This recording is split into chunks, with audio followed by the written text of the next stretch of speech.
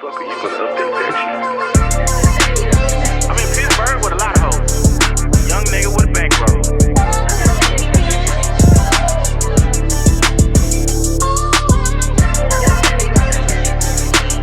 Lil Durk 88 on Twitter.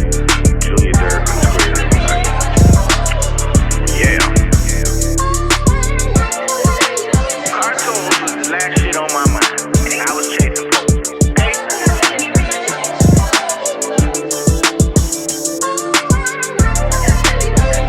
Nigga, wash your ass.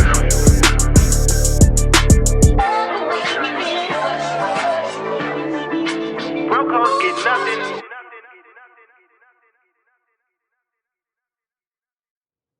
Yo, I'm in Pittsburgh with a lot of hoes. Young nigga with a bankroll. This is the Ignant Agenda. I'm your boy, way more fly than you, one you on Instagram.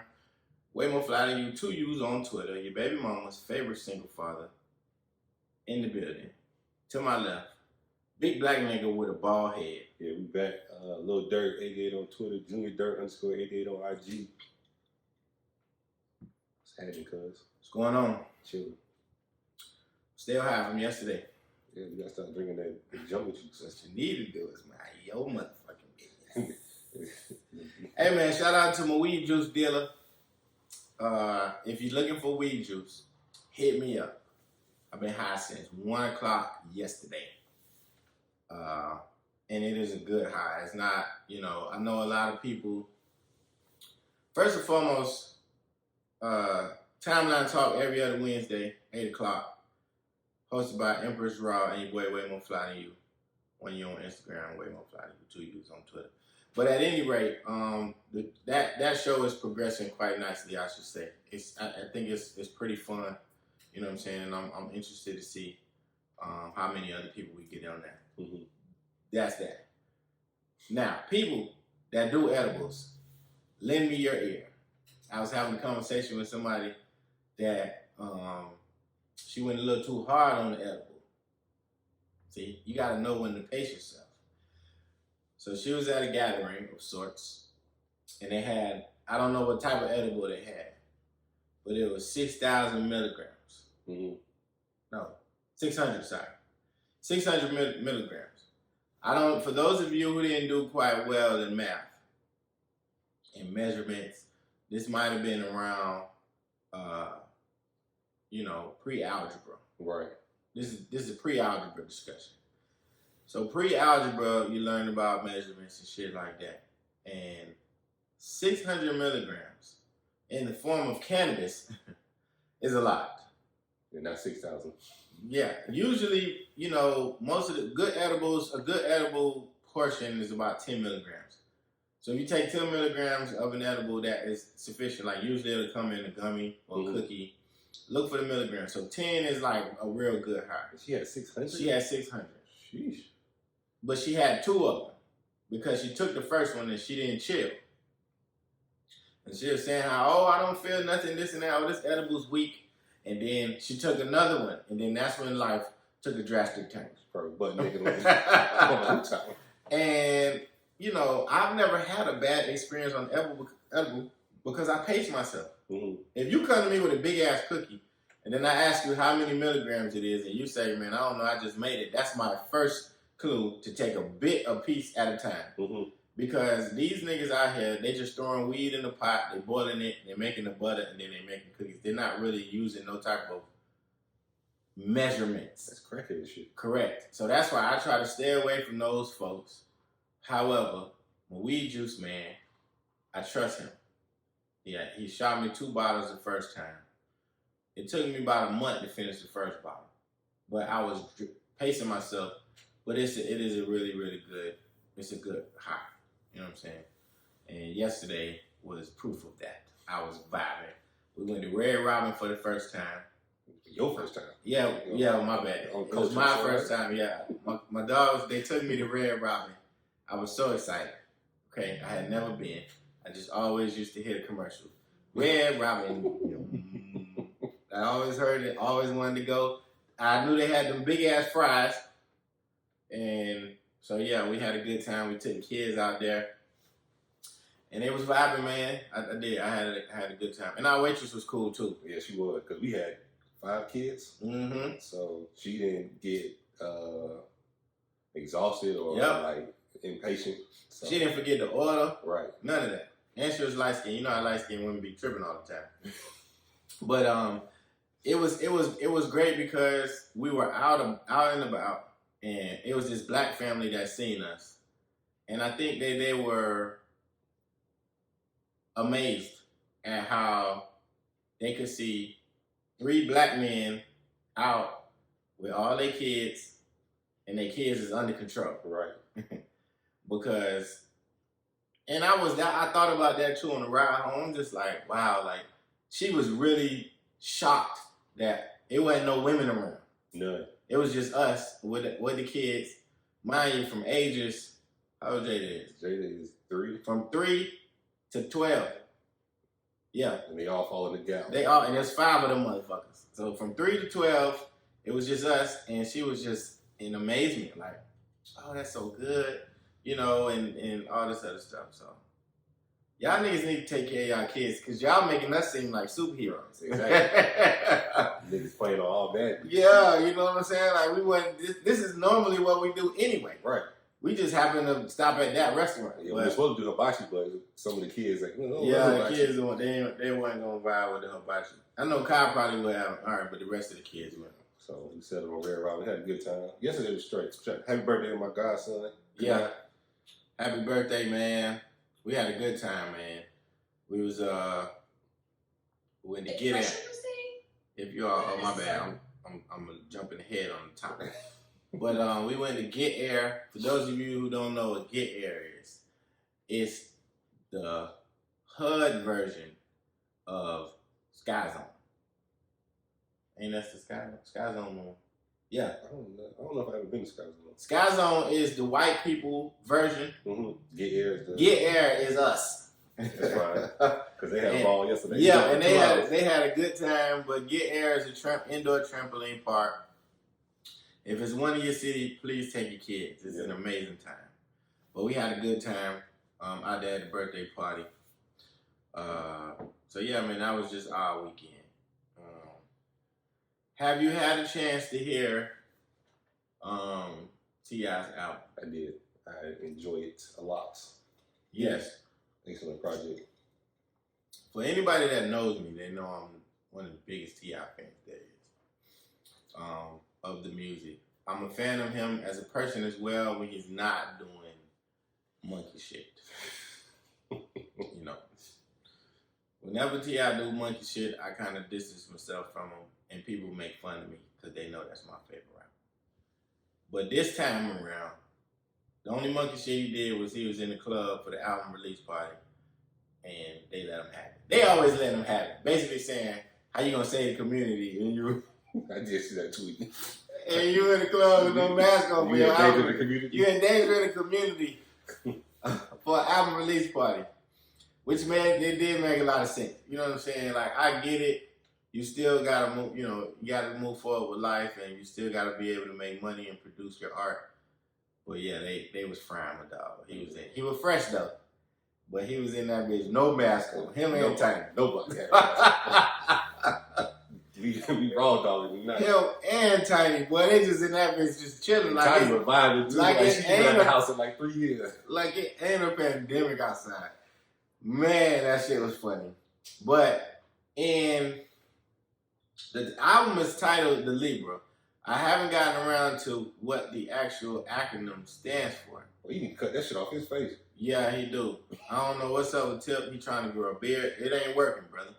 Just go ahead and, you know, going back to the goatee, you know, and the mustache. You could do that, you know, or the little bottom chin hair. That nigga struggling. Yeah, man. My dog got I don't know. He got the civil rights movement beard. The Anthony Hamilton plus.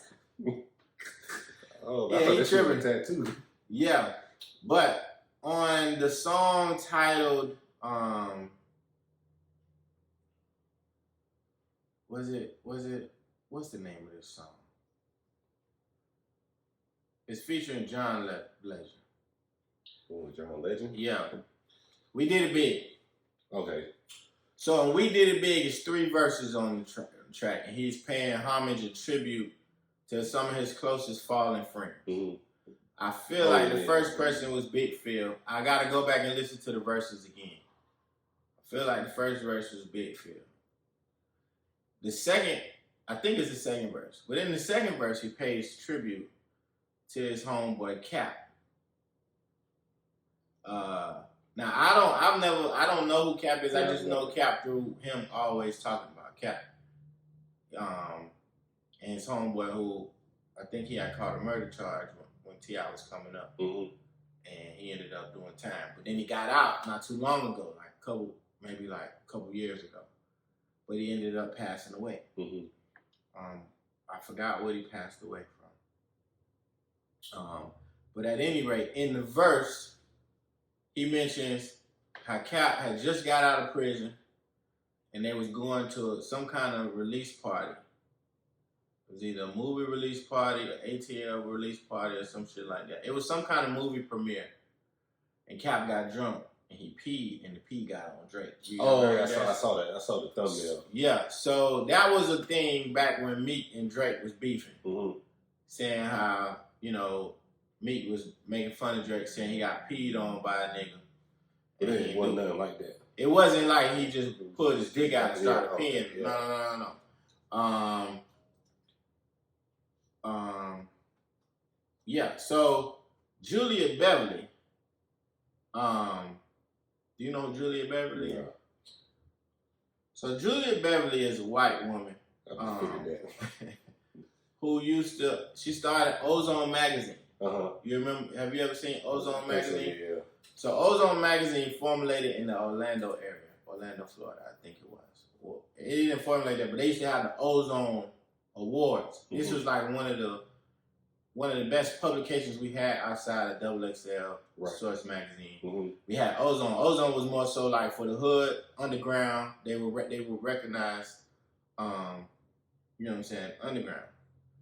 So hold on.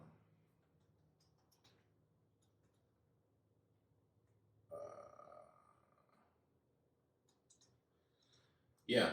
So this whole story came up, and Julia Beverly covered it when she was on Ozone. So it was so the tweet basically said it was on some, if you got peed on by this man, what would you do? It was a tweet from like 2015. But the picture showed the nigga rap shoot. And hold on here. I think this is it here. I found it. Okay, here it goes. So Julia Beverly tweeted back in 2015. She said, "So honestly, you're in a movie theater and this guy, drunk, pees in the aisle and it splashes on you. What do you do?" So it's a picture of Caps, like it's a mug shot, but then it's his rap sheet, the shit that he did.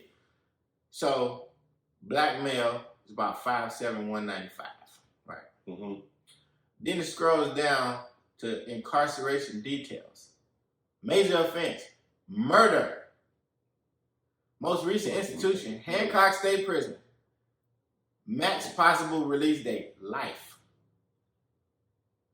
Actual release date, currently serving. And then he had other state charges. It was like possession of a firearm during a crime, so on and so forth. But that was the tweet that resurfaced when the verse came about, because I think people thought that Meek was lying about the shit. But Tip in the song addressed that it had actually happened. And then he goes on to say how him and Drake's still cool. But to me, if we cool, don't bring up I got peed on. Right. In your verse. Just let it die. Yeah, we had forgot about it. Right. And then when I heard the verse, I was like, oh, so that's who peed on Drake. Because everybody was saying that it didn't happen. It was a rumor. But not only Meek brought it up and they beef, Pusha T brought it up and they beef too. Or back and forth or whatever. So, yeah, that song is funny. It's dry snitching #1, Tip.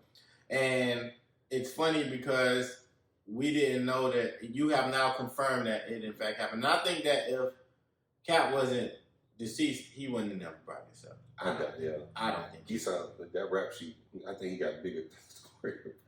Yeah, Cap did seem like a very scary. She asked a very important question. What do you do? What do you do? It splashed on you. It wasn't like it was an accident. The nigga say, my bad. No, you good, bro. But I don't think you can my bad getting peed on. You can't.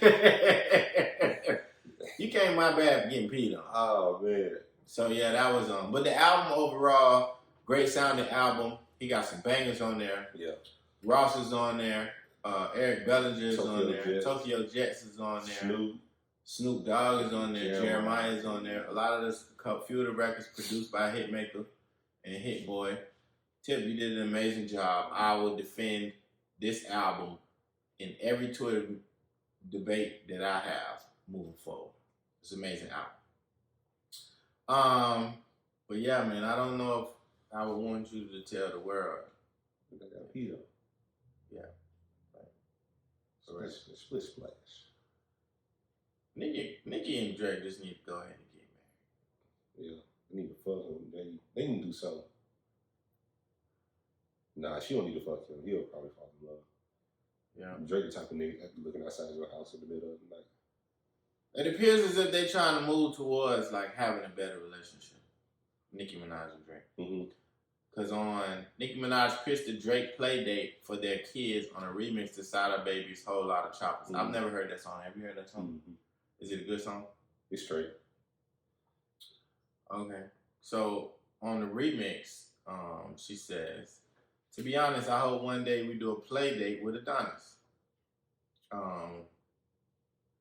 And apparently, of course, Drake, who probably listens to everything that Nicki Minaj does. Right. He went to Instagram and he posted the song, the remix, and then he said, play date soon come, Nicki Minaj. And he wrote on his Instagram. I don't know if they were like beefing. They have made comments about them not being on the same page. But that relationship is just weird. Like, clearly, y'all love each other. Right. You know what I'm saying? And it may be the best situation for y'all to try it out, even though y'all are in two different spaces. Nicki Minaj is currently married to a fucking child sexual predator rapist man. And she just had a son by the dude. That relationship is weird to me too, but I don't want to stay there. But follow your heart, Nicki Minaj. You like Drake. Drake likes you, clearly. Clearly he fucking it up with other women. I think it's one-sided. I don't think she like that nigga. You don't think so? I mean, I think they could be friends, but I don't think she like him. She's in love. The women always like fall for the lamer guys. I'm not saying that Drake is lame. I'm just saying like he seems like he's more of the hopeless romantic type of guy. Mm-hmm. Most of the tough girls tend to run from niggas like that. Right, Drake the type of he seems like the type of nigga. Oh, let me rub your feet without asking. Yeah. The bath waters ran. What's wrong with that? I do that. That's cool. Nicki, she from New York. She don't want that shit. You don't think she want that? That's funny. Yeah, man. A whole lot of music came out this weekend. Tip came out, Benny the Butcher. Somebody tweeted, what's that girl name? Holly something.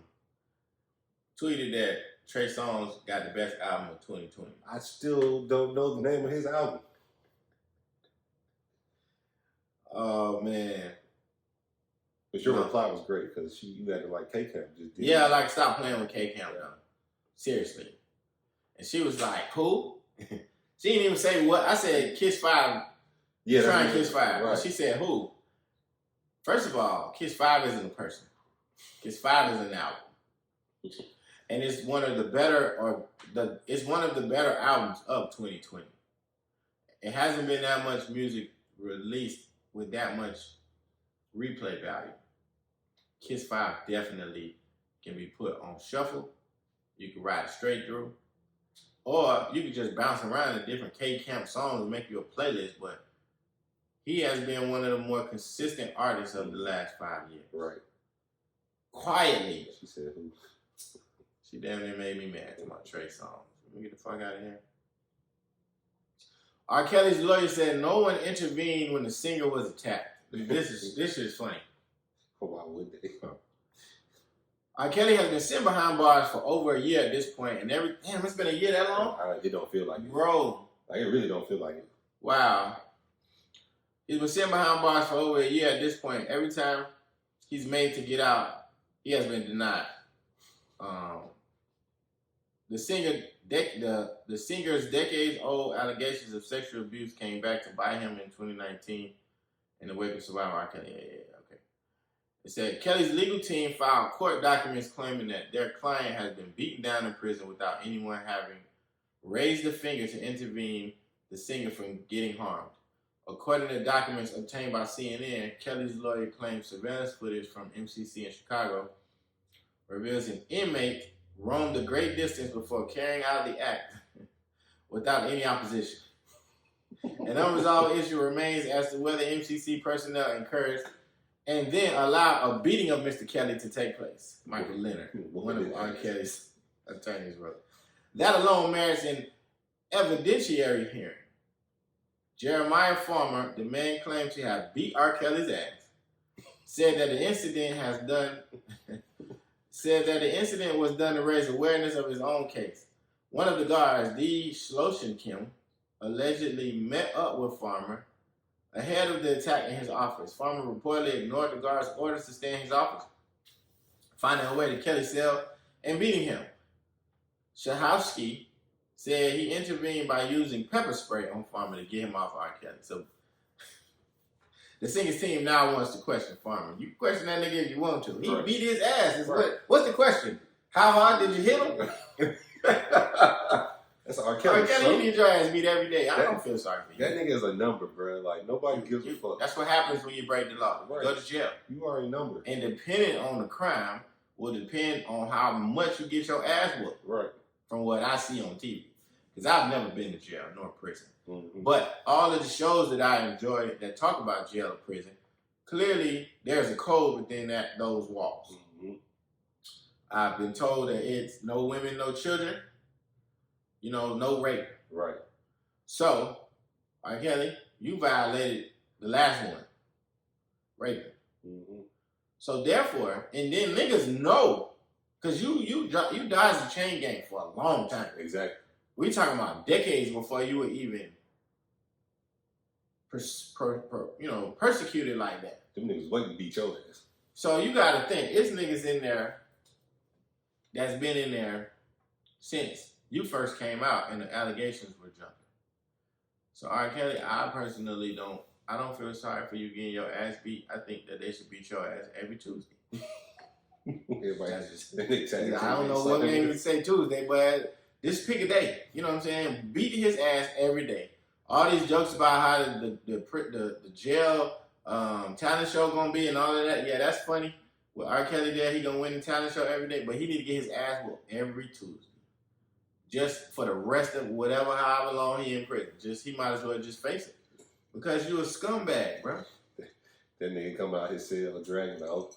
It's Tuesday. Yeah. Ass whooping coming. Beat his ass every Tuesday. Ass whooping is coming. It's like, dog, you preyed on young girls, dog. Like, that shit is sick, man. I just don't see how people, like, really, really, truly still support him. Like, the nigga's filthy. Just nasty nigga. But, hey, man, we pick and choose when we want to be righteous, I guess. That's true. Very, very true. You know what I'm saying? I know I ain't as consistent as I need to be, but I'm finna be consistent with R. Kelly and Bill Cosby. Y'all niggas is sick. You know what I'm saying? Y'all niggas is sick. But at any rate, so let's do the horny thread. Mr. Nasty time. Because I did want to address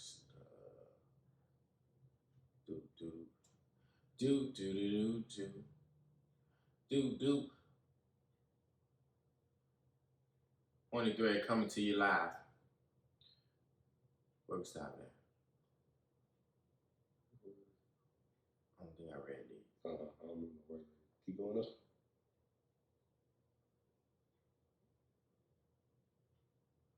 I don't remember this. I don't remember that one either. I don't remember the one with Rihanna either. Yeah.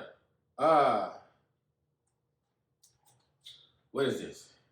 So it's a picture, and it looks like it's a picture of a washing machine, the low size, the button for the low size. So it's turned to large, and at official P.H tweeted, when you got her in the pretzel and she let out a slight poop on the ball.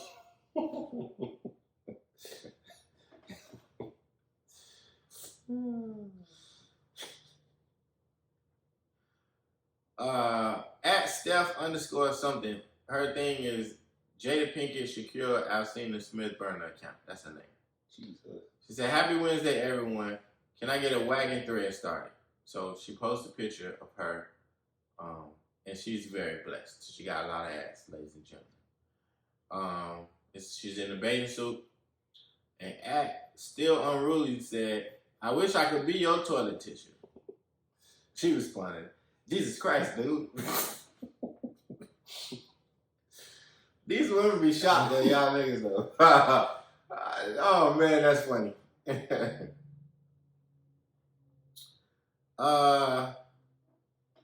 At Vince23 tweeted, out of nowhere, "Them titties need to be sucked on." He just tweeted it. I'll bust out laughing. Oh man. At Janaya Benaya. It's a lot of A's in this shit. "Today is the day I stopped caring how y'all view me. Cool emoji. Enjoy." Oh yeah, she was twerking. She was twerking. At NBA Bugs tweeted, "What's your squirting distance? How many fingers do you use? Do you fart? What does it smell like? Do it jiggle?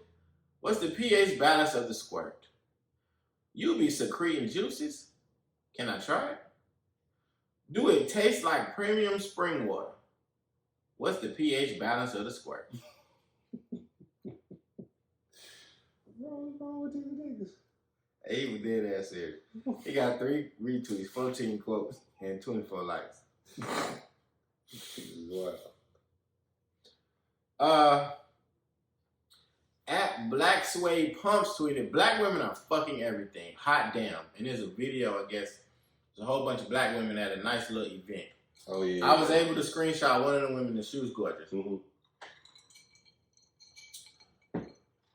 At Zen Panther _ tweeted, "I love to put them all into a bowl, microwave them, and pour it into my mouth. That's how delicious these women look."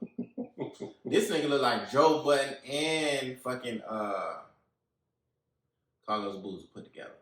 He got one of them Tyler Perry goatee beards that the bald head niggas be having in all the Tyler Perry movies.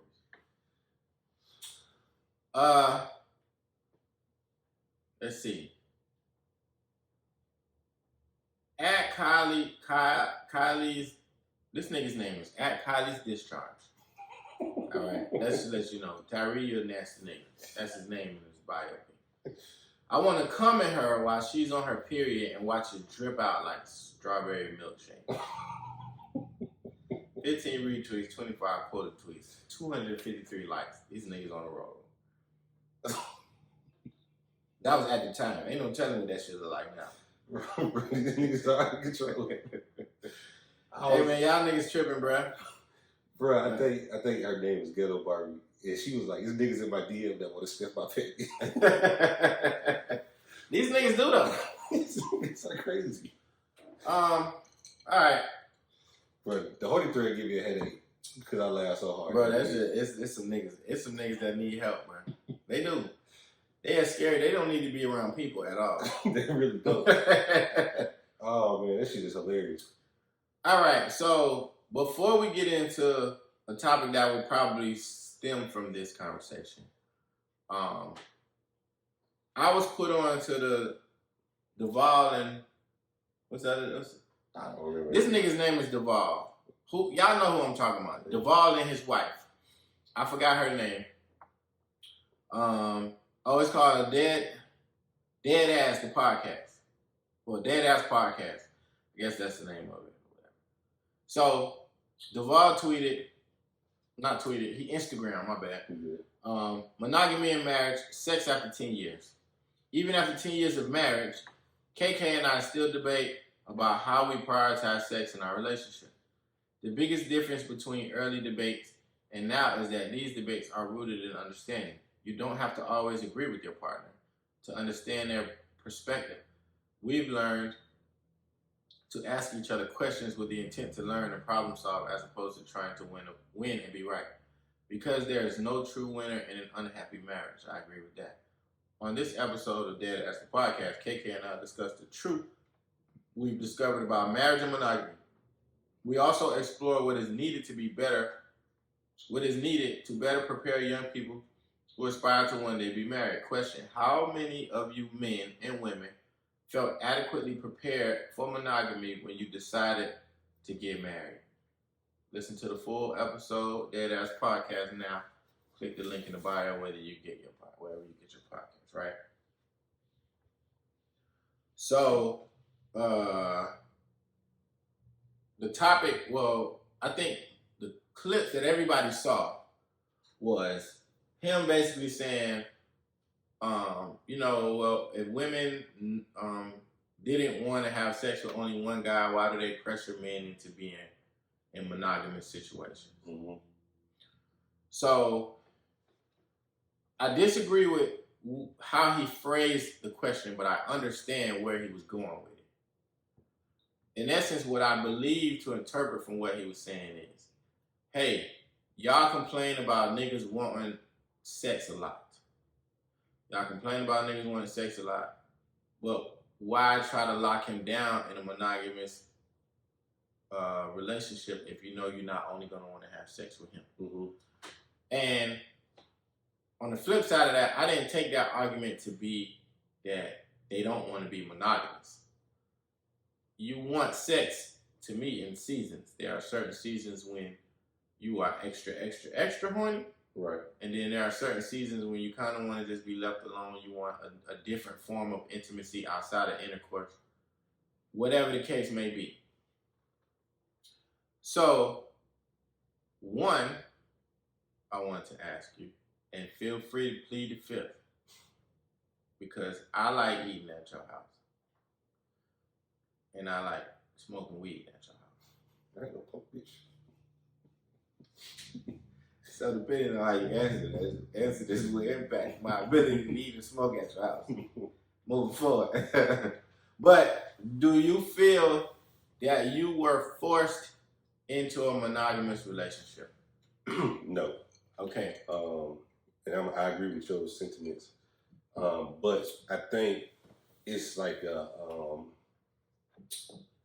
it's already there. It's like an underlying agreement when you get married. Mm-hmm. Like we're gonna not try to cheat on each other. So, and based off her past, like of course your parents are monogamous, so you ideally see yourself in the same situation. That's the vibe I got. I think it was just something like it was already understood without even being talked about. Mm-hmm. So. I think that men, I am guilty of this. I think that men confuse women wanting more out of us with ultimatum. Mm-hmm. So, you're kicking it with a girl, right? You're getting everything that you want. You're getting sex, you're getting the meals, you're getting the head, you know what I'm saying? Mm-hmm. Head, booty, and cock, what right. Trick Daddy like to say. You're getting head, booty, and cock, you're getting some meals, you're getting some exclusive dates. You getting the lingerie. Sometimes she may want to dress up for you, role play, all that good shit. Right. You're getting all of the benefits of a relationship without the title and exclusivity, so that you can roam and do whatever you want to do as a man. Mm-hmm. The woman then says to herself, I'm giving away all this milk, and this nigga ain't even thought about buying a cow. Right. So, and she don't want to graze in another pasture. She like the pasture that she's in. Right. But she wants the cow to be purchased versus just passing out milk all the the time. Mm-hmm. Right? So then that said woman comes and she said, you know what? Well, I'm kind of tired of this. I need a little bit more security. I need to know where I am, where I stand in your life. I need to know where you sacrifice for me and all of that. So she comes with her proposal, is what I like to call it. And it sounds something like this. It may be paraphrased a little bit, but fellas, you probably all have been on the receiving end of this conversation, to where she comes to you and she asks you, what are we? What are we doing? Or what are we doing?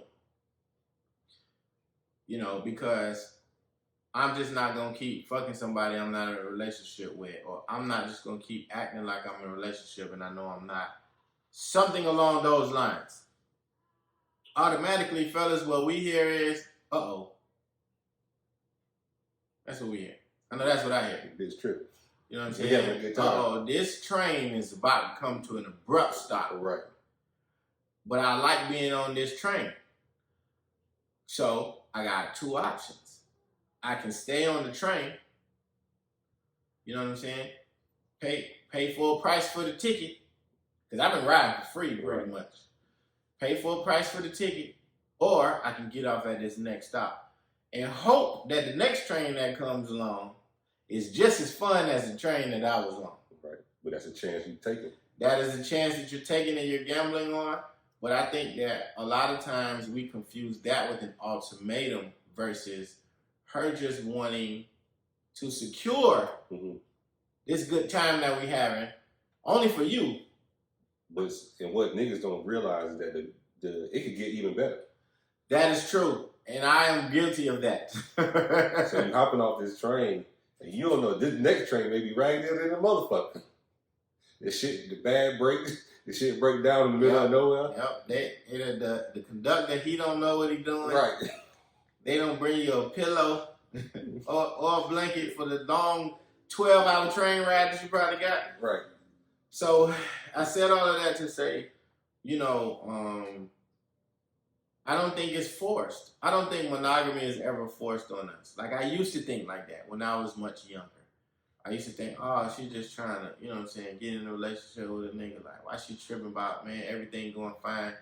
And I do understand where women are coming from, you know what I'm saying, in terms of just wanting to be exclusive with one person, wanting to share all of these moments with one person. And if you're not ready for all of that, that's okay. Mm-hmm. You know, it's okay to not be ready, is what I'm saying. Now, you may have to face some backlash from the woman, calling you immature, saying that, oh, you knew what it was before we got together. You know what I'm saying? You just wasted my time. You're going to have to endure all of that ridicule with you not being ready for what you were playing that you were ready for. Mm-hmm. So that's the only part I disagree with him on, you know, about women forcing monogamy on men, because I don't think they force anything. Right. They make us make a decision. Mm-hmm. You know, it is a force. They force us to make a decision. The decision that you make, though, is strictly up to you. Right, because you have a say-so in this as well. You can walk away. Right. What I think it came off a bit harsh. Absolutely. But as I got, because I'm probably one of the people that actually listen to the podcast. Right. As they went deeper into the conversation, because it's a very deep conversation, he made valid points and she made valid points. Nobody's right or wrong. You know what I'm saying? What she was basically saying, after we got married, which I wasn't prepared for, because as Black people, we're not really taught about marriage, the ins and outs about marriage. It's like, hey, once you get a certain age, you need to get married. You need to buy a house, but they don't tell you all the ins and outs of that shit. Right. So what she was saying is that I like having sex with you, but I'm tired. Like, we got 3 kids, we running a podcast, we doing X, Y, and Z. As a man, sometimes we're built a little differently, with working out, different things like that. So we have all this extra testosterone running in our system, and we want to be able to release. But I think ultimately what she's saying is, hey, I don't want to share you with nobody. And then if you're with somebody else, there's no telling what they may or may not have, in which you can bring it home to me, or the other woman to get attached outside of it being physical. Right. And then vice versa. What if she say the same thing? What if you want a down season and she hypersexual. Is she allowed to go sleep with another man? Mm-hmm. And most niggas, what they gonna say? Hell no. That's different. Right. Or we not meant to be together no more. Mm-hmm. So you can't have your cake and eat it too. So ultimately, I agree with everything you said. They're forcing us to make a decision. Mm-hmm. But as a man, are you willing to take that chance on this nice luxury train that I'm on now, or this piece of shit that may roll up? You know, that's just a chance you take when you dating. Yeah. Moving on to the next level. So. I agree with you too on the point where you said we're not taught about marriage because we're not. We're showed what married people do. Right. And in your mind, that's the right thing to do because of the tenure of the marriage that you were witnessing. Mm-hmm. So your parents were married, what, 16 years? 18, something like that. 18 to 16, between 16 and 18 years. Right. My folks are still married. They've been married. It'll be 38 years, I believe, this year. In September. No, it was 38. I'm sorry. Mm-hmm. September already passed. All we know is we see our parents together. Right. Well, mommy and daddy, they still sleep in the same room. We still live under the same house. So obviously, whatever they're doing is working. Right. And whatever they're doing may work for them. Mm-hmm. But it doesn't work for everybody else. It's not a cookie cutter situation where you can just take that marriage and throw it on top of another marriage, and that marriage is going to continue to work and thrive. It's not, like I said, we're not taught, we're shown. And depending on what you're watching, will determine whether or not, you have a good grasp of what marriage really is. And I don't think we ever really did. No, I know I had great examples around me, but I was never privy to what they went through. Mm-hmm. We don't see the details. Correct. We just see the back and the front cover and the back cover. It's a situation. I just really found out. You know what I'm saying? My mom had 2 miscarriages after me. Mm-hmm.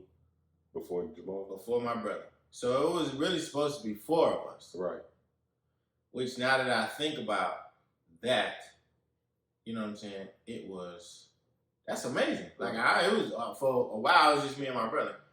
But another interesting story, what I was told, and I just found this shit out last night. Mm-hmm. So apparently, in 1987, I would have been 2 years old. Mm-hmm. My parents bought a brand new Volvo Turbo, Volvo 87 Turbo, and we were headed to, from what my mother tells me, we were headed to South Carolina to visit my mom's people. Right. And the car broke down. Like it started smoking out of nowhere.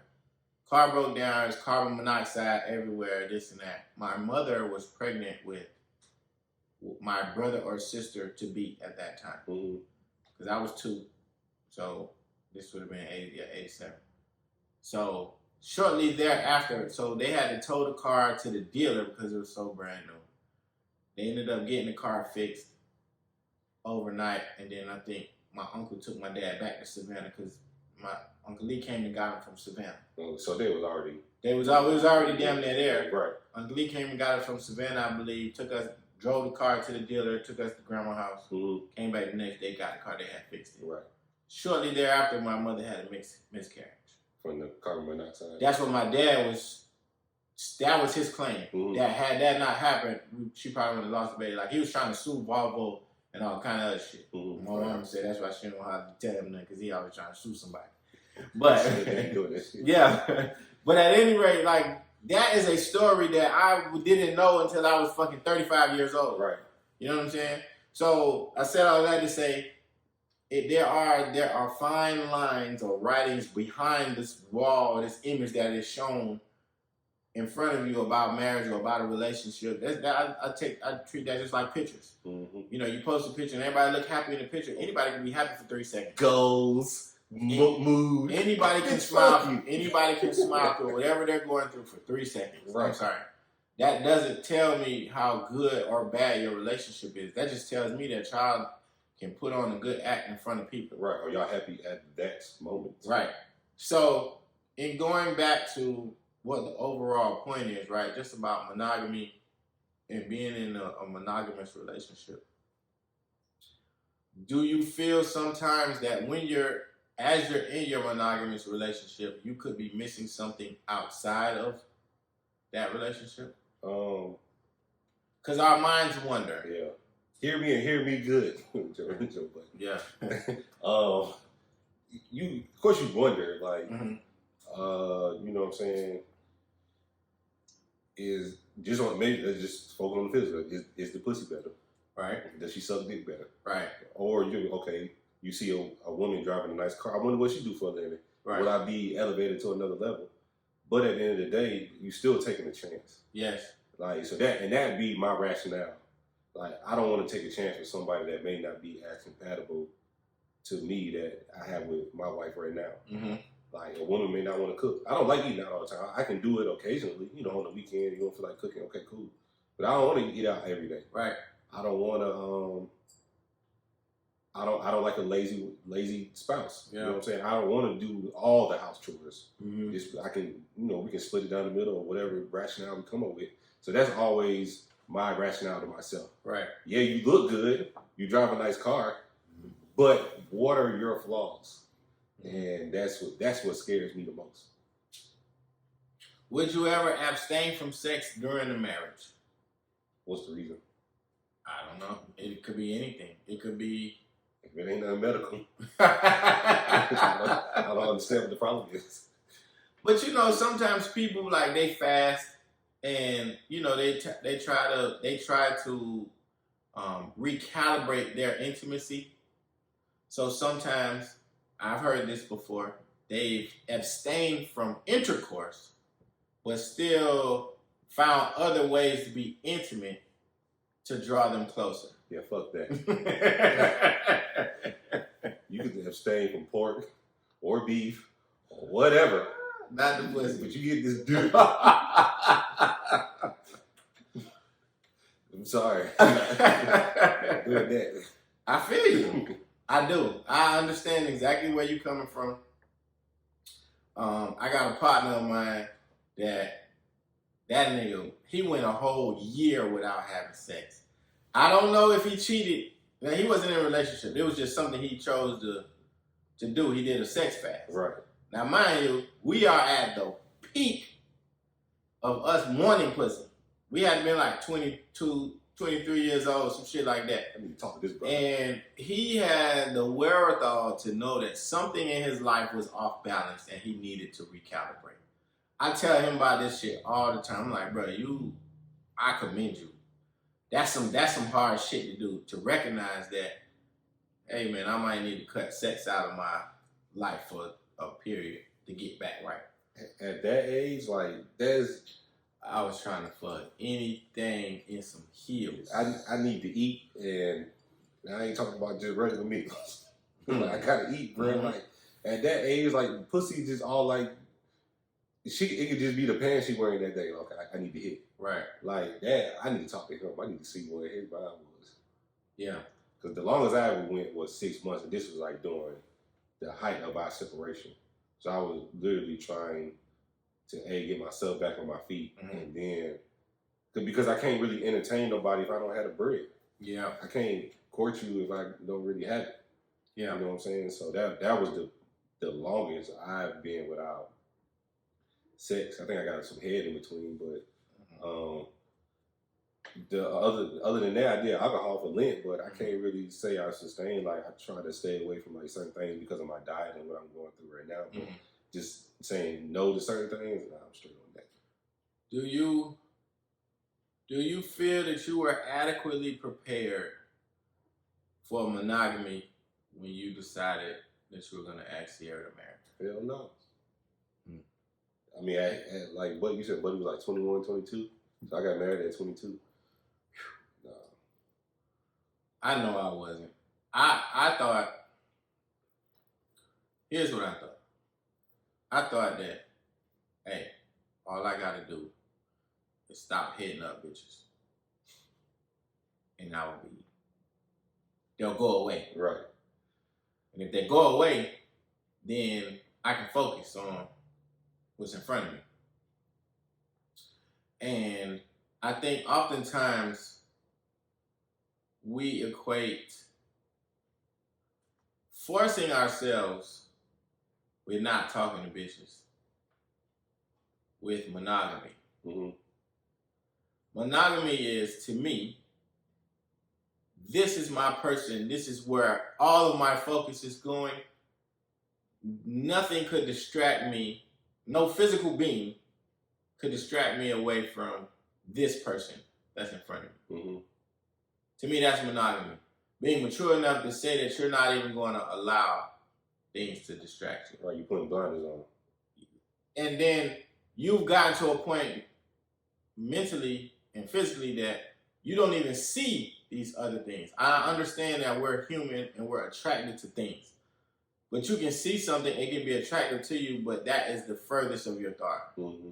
Like, oh, that person is attractive. But this is at home. Right.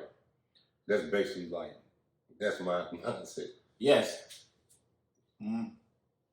But the confusion part about all of that is, it's niggas that just force themselves not to cheat. Not necessarily, like basically, I'm not gonna talk to other bitches. And it stops there. It's not the desire to grow the relationship with the person. It's really, I'm just stop fucking all these other hoes and boom, I'm faithful. No, like that. Correct. That's what I'm saying. So that's the distinct difference in between the mature man mm-hmm. and the dude that's not quite ready for this type of relationship, but he wants to try. Right. The mature man says, no distractions whatsoever. This is my wife, my queen, my better half, my real, all that shit they saying baby boy. Yeah. And then you have the dude that just, I'm just not finna, I'm gonna change my phone number in essence. So that bitches don't hit me up. You're not mature enough in your mind, because eventually you're gonna step out. Mm-hmm. Or you're gonna always regret, oh, I got it. You know what I'm saying? Me is, yeah. And what I was saying was, sorry to cut you off. Yeah. That's where I was. Mm-hmm. I was the guy on the left. Yeah. I'm just stop fucking with these bitches. Hopefully they go away, and then boom, I can focus here. As Right. opposed to really, really saying, focusing on my wife or mine. I'm getting married because this is the last stop for me. This person fulfills any and everything that I think I would ever want or need. Mm-hmm. I think I just approached marriage differently mm-hmm. than I would in the future. Right, and see, I was the right ring. Like, this is my better half. This is so you approached it from that standpoint. Right. Gotcha. Now, as far as sexually, I felt like I missed out on some things. That's why we kind of, we do the things that we do now Mm-hmm. to fulfill needs that we have. Got it. And that's the only thing I can quote unquote say I missed. You know what I'm saying? Like, when you experience multiple people sexually, other people bring sexual things out of you that you may or may not like. What do you think, quote unquote, that you are missing sexually? What you think you missed out on sexually by being monogamous? Besides threesome. Yeah, that's about it. First one, yeah. Mm-hmm. For threesome, just a girl that's probably willing to do any and everything. Mm-hmm. I think sometimes with black women, it's like, okay, the train stops somewhere, mm-hmm. and I think with certain other races, they're more willing to be open. Yeah. So yeah, like you said, open is a good word. Mm-hmm. I think other than that, I'm straight. Yeah. Because it's not, when you get in a monogamous relationship, it's more than just sex. Mm-hmm. It's a whole lot of other shit that go inside these details. Yeah, I think because, and I think trust is so huge in this whole conversation, and because once your person trusts you, then there is a boundless relationship that y'all will begin to form. Mm-hmm. When I say boundless, I mean ain't no holds bar, like y'all doing any and everything, probably outside of, with the exception of bringing somebody into y'all bedroom. Right. We finna get it in. Right.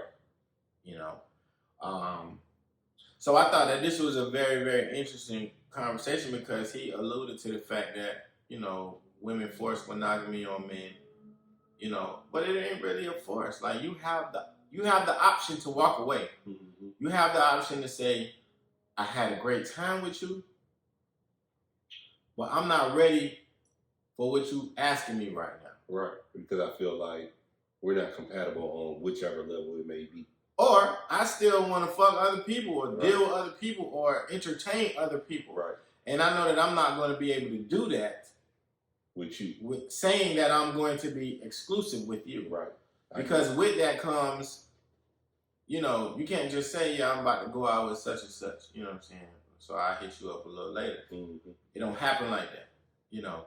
And I think that's the part that gets confused with not being, with being forced, because we're not really being forced. And like I said earlier, I had to look at it like this too. We're not being forced to be in relationships.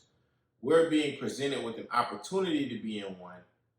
But if you choose to be in one, just understand that you're signing up for monogamy, exclusivity, right? You know, continuously trying to work and evolve and grow.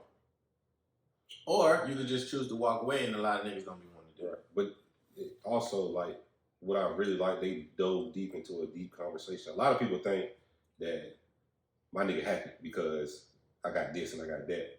Sometimes they not happy. Like, niggas be the most miserable niggas in the world. You gotta have these open conversations. Like, I'm proud of them for stepping out and being like, this is an issue that we have in our household. How can we find a middle ground so for everybody to be satisfied? Right. Don't schedule sex. That's not what I'm saying. Right. But do you need to take some vitamins? Do you need to exercise? Do you need to, you know what I'm saying? Like, do I need to hire a babysitter? Do you need some help? Like, you got to ask these questions to make sure that she has enough energy to meet you where you at, and vice versa. Mm-hmm. Because, like I said, you may miss out on something because you think she's trying to lock you down, and what she's really trying to do is trying to elevate you. But that, like I said, it's a roll of the dice. Yeah, it's called a Dead Ass Podcast. And I think they have pretty good content, man. It's a black female, black male that's been married. They got 3 kids? Yeah. Together, I believe. Mm-hmm. You know, they have some good discussions. They really do. They have some good discussions. And it's great to see that type of dialogue happening in our community, because we don't talk a lot about monogamy. We don't talk a lot about the struggles within the relationship outside of infidelity or finances. Mm-hmm. You know what I'm saying? Most of the time you hear, oh, such and such get divorced. Who cheated? Is the first thing that everybody always says. Right. But not everybody divorces just because it's infidelity. A lot of people, not everybody break up just because somebody got cheated. Right. It's a lack of conversation. It's a lack of a lot of shit. A lack of understanding, a lack of compromise, a lack of not contributing to this union that we're supposedly or supposed to be building. It happens. You know what I'm saying? Like, that's why I'm just like, we're like, if a relationship come, it come. You know, if it don't come, I gotta continue to work on myself. I gotta continue to grow and evolve. Like, this pandemic is not making it any easier. Mm-hmm. But at the same token, you kind of gotta learn how to be alone in a sense, because you ain't gonna trust any and everybody coming into your crib because you don't know what they be. Right. Especially a lot of these bitches that be out at these fucking R&B parties and happy hours and all this other shit. Y'all be right there. Right. Hey, bitch, fuck it up, bitch, fuck it up. Man, if you don't go home, sit your ass down. Man, listen. You know, so, you know, just be careful out there, everybody. You know, spend time with the ones that you say you love. Get to know the ones you say you love. This is a perfect time for motherfuckers to get to know each other. Mm-hmm. And take advantage of the resources that you have. Like, that's an excellent resource if you're on the verge of getting married. Mm-hmm. Like, you can listen to, let's just say you engaged. Right. You take, hey, babe, let's listen to this podcast, you know, every Saturday. Right. Just to see the trials and tribulations that we may face. And then ask your partner, how do they feel?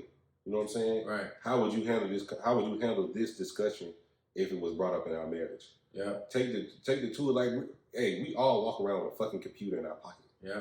You have access to podcasts, Google, just anything and everything that you want to have. Don't always jump on Twitter and look for validation right there. Mm-hmm. go do your research. You know what I'm saying? Like you said, you talk to your parents. You know, you still learning shit at 35. Bro, you know what I'm saying? Learning. I'll be 32 in a couple of months. Like me and my dad having open conversations now about what he could have done better, or some of the stuff I withhold from me and my brother. We gotta have those conversations so we can elevate the next generation. You know what I'm saying? So stop being so closed-minded, because y'all the type of niggas that's gonna be left behind or left in the dark. Absolutely.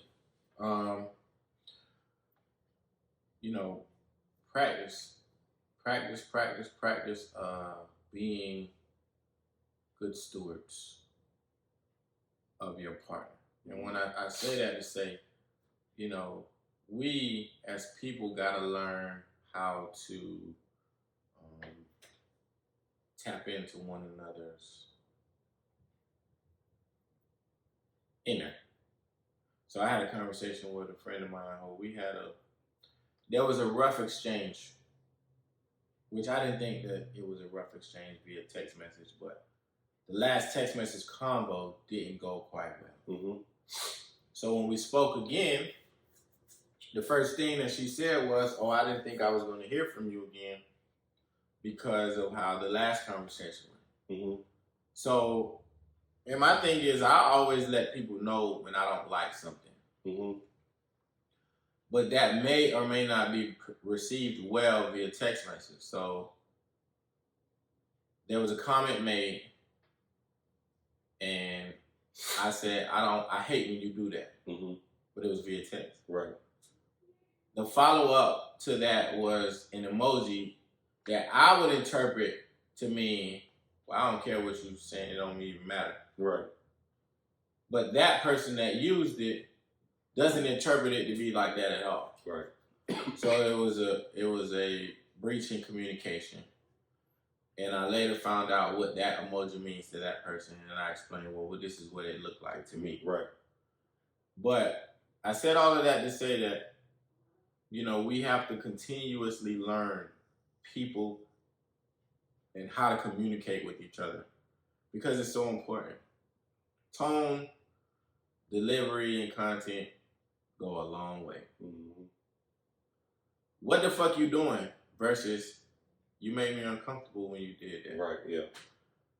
These are two ways that a conversation can go either left or right. Right.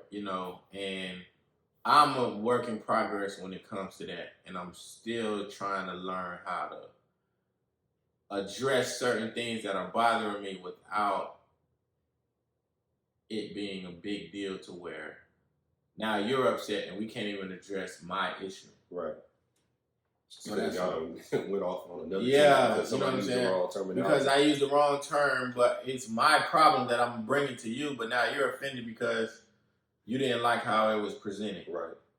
So, yeah, man, we have the resources. We just got to take advantage of what's in front of us. Correct. And, stop making predetermined judgment. Because even if you look, he posted another video. He was like, how many people y'all actually listen to the podcast? They couldn't have. Or just jump straight to a conclusion. But I think what needs to start happening, and this, I'm going to say this and then we can wrap up.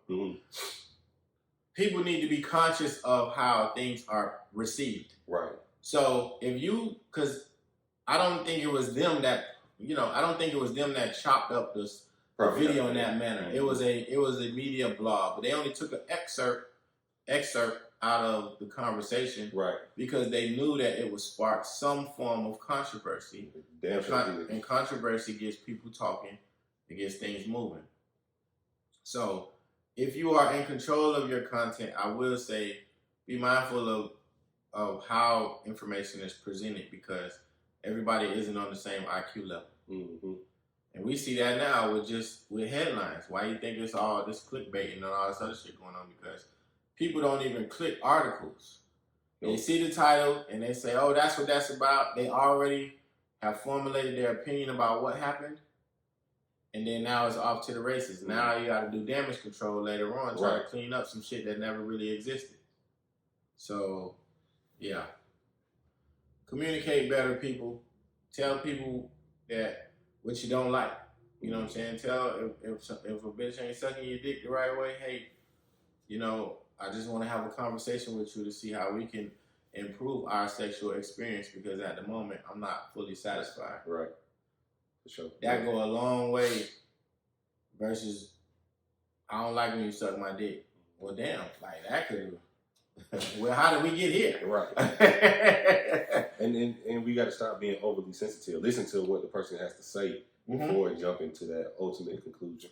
And it's both of us because I know I'm sensitive as hell when it comes to a woman that I have decided that I'm going to give my attention to. Mm-hmm. That means that I'm really, truly in and care about what you say. So we all there, man. We all a work in progress. Shout out to our goddamn self, The Ignant Agenda, www.theignantagenda.com. You know what we finna start doing, bro? We ain't shouting nobody else out. Outside of the people that give us love. Right. Mm-hmm. You know what I'm saying? So, because all of this other, us telling y'all to go fuck with these people, and, you know, I'm not bitter or anything, but I'm just like, I'm just keeping on the same energy as everybody else. So we promoting our own self. This is what we got going on. This is where you can find us at every Friday at 10 o'clock on SoundCloud, Apple Music, Spotify, iHeartRadio, Stitcher, Google Play, and the website. All of that shit. It's us. Nobody else. Yeah. But man, yeah, man. Way more fly than you. 1 you on Instagram. Way more fly than you. 2 U's on Twitter, man. I'm active. Fuck with me. Lil Dirt 88 on Twitter. Junior Dirt _88 on IG. I drop gems all the time, so y'all niggas don't be trying to hear me. I'm trying to get you viral, cuz I be retweeting and stuff. Niggas don't want to hear the truth. Hey man, y'all thank y'all for listening.